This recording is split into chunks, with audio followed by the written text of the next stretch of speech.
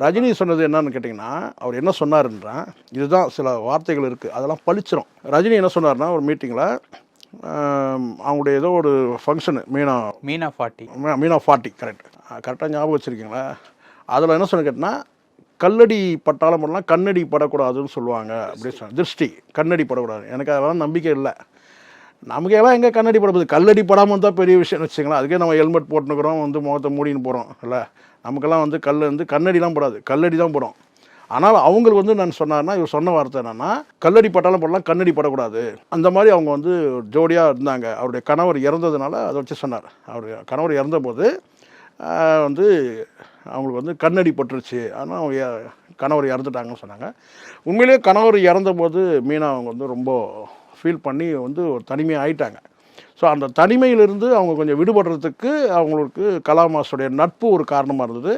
அவங்களுடைய சில பிரச்சனைகள் இந்த லேண்டு பிரச்சனை ஏதோ சொல்கிறாங்க இல்லையா, அதெல்லாம் அவங்க மூலமாக கலாமாஸ்டர் மூலமாக எல்முருகனுடைய அவங்களுடைய அறிமுகம் கிடைச்சதுனால அதுக்கப்புறம் அவங்க பிரச்சனைகள் தீர்ந்தது. அதுக்கப்புறம் கேட்டினா அவங்க அந்த மேல்மட்ட தொடர்பு, அதை கேட்டினா ஆட்சியாளருடைய அரசியல் தொடர்பு அவங்களுக்கு ஆயிடுச்சு. இப்போ அடுத்த கட்டமாக கடைசி இப்போ இது பார்த்தீங்கன்னா அடுத்த நிலை கவர்னர் ஆகிறதுக்கான வாய்ப்பு இருக்குன்னு தான் பேசுகிறாங்க.